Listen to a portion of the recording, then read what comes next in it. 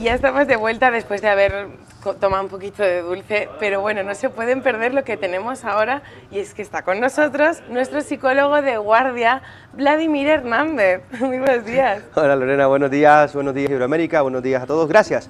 Una semana más por estar con nosotros. ¿Qué tal? ¿Cómo estás? Muy bien, me gustaría recordar que bueno, todos te pueden seguir a través del Batiscafo. El Batiscafo. El Batiscafo. El Batiscafo.es. El acento yo le he puesto. Sí, sí, sí. Bueno, y nos tienes hoy un tema pues muy interesante, sobre todo para las personas mayores.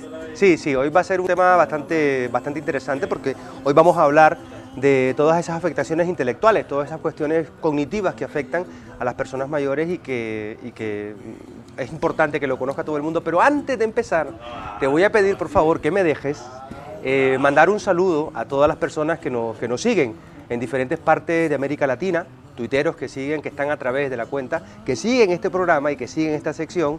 Ellos están en Argentina, están en México, en Estados Unidos, en Venezuela, en Chile. Un saludo para todos. Claro, ya me lo pidieron y entonces voy a hacer uso del medio a la vieja usanza, ¿no? De poder mandarles un saludo y un abrazo, sobre todo porque son gente que, ya digo, no se pierde ninguno de estas secciones.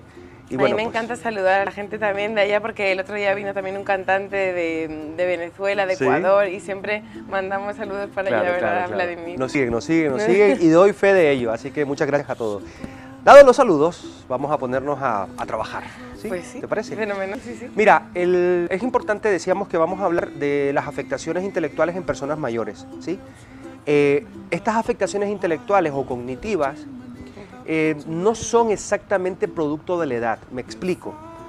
No por hacerse mayor necesariamente vas a tener alteradas tus funciones intelectuales. Eso es un mito, eso no es verdad. O sea, eso no es verdad. No, lo que sucede es que este tipo de afectaciones tienen una incidencia mayor en personas mayores.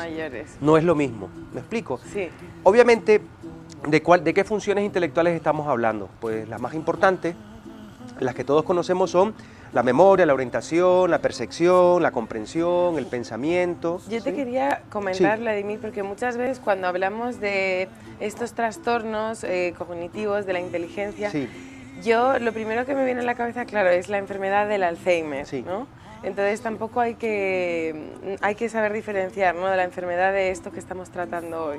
Sí, mira, el Alzheimer es solamente una de las enfermedades que se pueden diagnosticar clínicamente y que tienen una repercusión muy grande en personas mayores. Erróneamente, cualquier afectación de la memoria, por ejemplo, por poner un ejemplo de los más conocidos, cualquier afectación de la memoria la gente las asocia al Alzheimer. ¿Por qué?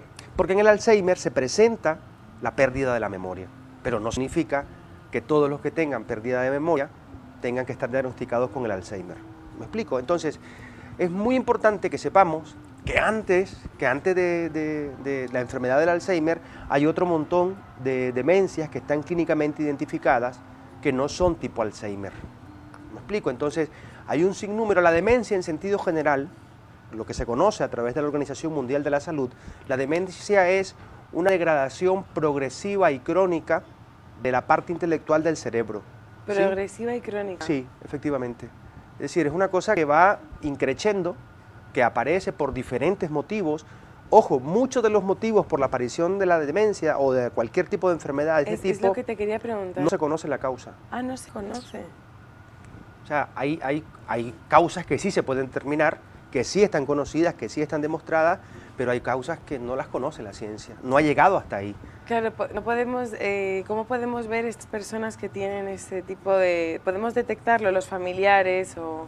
Sí, mira, seguramente el síntoma más importante que se presenta en las personas mayores es la pérdida de la memoria.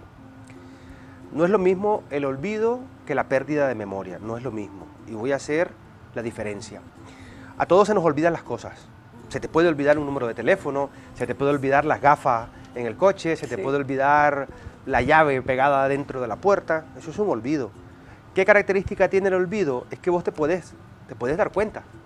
¿Sí? Es decir, ay, yo sabía que tenía que hacer algo, pero tenés conciencia de no dominar ese contenido.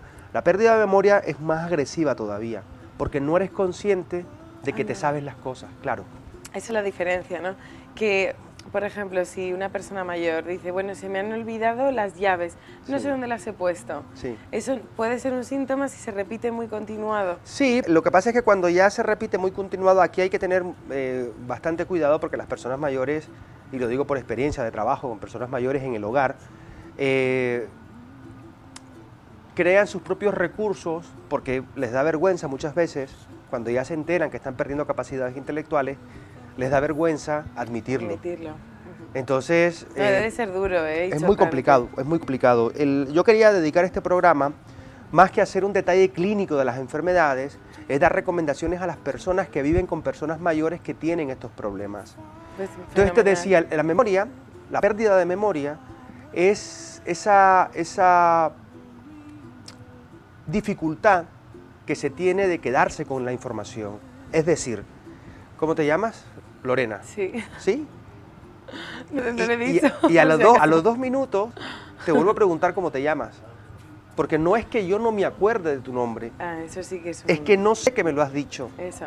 ¿Me explico? Claro, cuando te dices, bueno, repíteme por favor este nombre que no se me olvidó. O me he quedado con tu cara y me decías que eras. Sí. Sí, pero las personas mayores, bueno, las personas mayores también es verdad que hay diagnósticos tempranos de personas con algún tipo de afectación cognitiva, ¿no?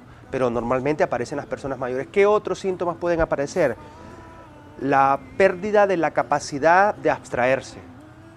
Por ejemplo, la abstracción es una capacidad psicológica, una capacidad intelectual. Sí, que abstraerte de lo que tú estás haciendo en ese momento y no confundirte, ¿no?, con otras cosas, estar centrado, ¿no? Sí, no, abstraerte sobre todo de la parte del pensamiento. Es decir, cuando yo te estoy contando algo y quiero que lo imagines, te estoy invitando a hacer abstracción de mi relato. Esa capacidad las personas mayores la pierden. Claro, yo te pregunto porque a veces, y digo, la duda que me surge a mí seguro también. Sí, no, por supuesto. Tienen capacidad, van teniendo incapacidad de reconocer las cosas, ¿sí? Tienen incapacidad para poder manipular físicamente cuestiones. Tienen incapacidad de planificarse, incapacidad de entender muchas orientaciones. Entonces, todos estos síntomas pueden ir apareciendo y pueden ser síntomas que estén relacionados, obviamente están relacionados con una alteración cognitiva, pero pueden estar relacionados con una enfermedad de este tipo, de algún tipo de demencia o de Alzheimer. ¿Qué hay que hacer? Obviamente, lo primero que hay que hacer es acudir a un especialista para que haga un diagnóstico y las pruebas pertinentes, ¿de acuerdo?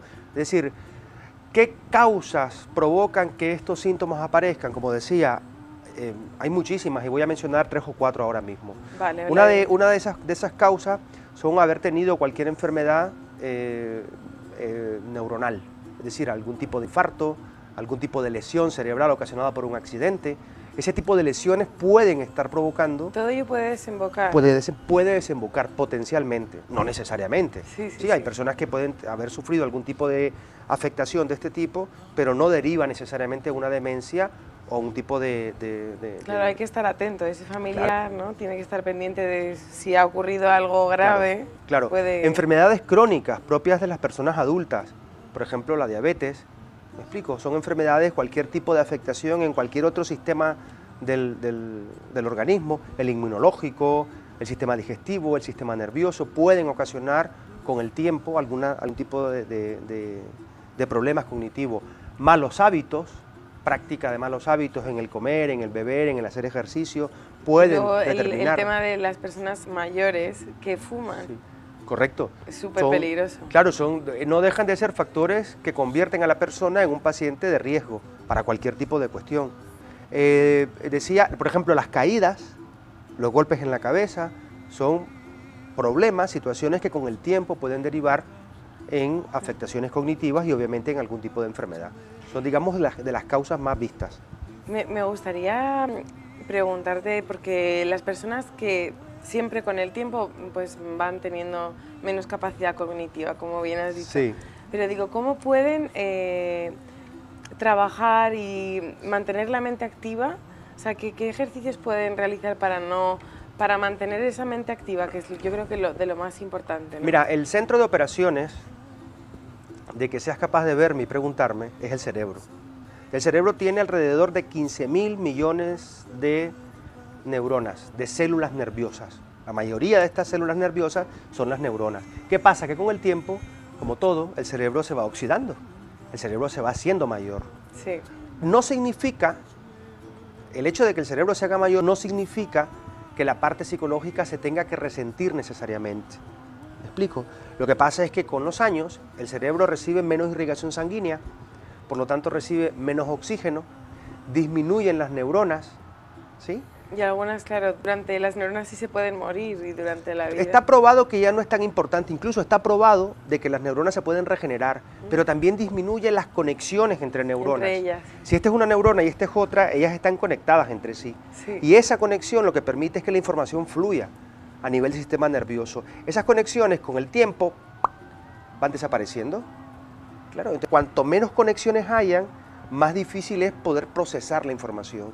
¿Me explico? Ahora bien, ¿qué hay que hacer para evitar? Recuerden que yo siempre trabajo mucho el tema de la prevención. ¿Qué hay que hacer para evitar? Te digo, está probado ya que las neuronas pueden incluso resurgir como el ave fénix. ¿Sí? Mira, mucho trabajo intelectual. Estamos viendo en las imágenes, ¿sí? Seguramente una de las terapias más clásicas conocidas. ¿Esto es psicomotricidad? Psicoestimulación. Ah, psicoestimulación. Psicoestimulación cognitiva. La psicoestimulación cognitiva lo que está haciendo es permitiendo al paciente trabajar con cálculos, con lenguaje, con dibujos, con frases, con preguntas de la vida diaria, que son cosas que se pueden hacer con las personas mayores, para que esa información a nivel de esas conexiones fluya. Es como si una carretera no la usas. Por muy buena que sea, esa carretera va a terminar rompiéndose. Claro. Porque la utilización, como cualquier cosa, si no la utilizas, se puede atrofiar. Entonces no es importante, por ejemplo, no es importante el resultado. No es importante que si le pones un problema de 2 más 2 entre 6 más 8, no es importante que te dé un número correcto. Lo importante es que esa persona se ponga a pensar en ese resultado. Es importante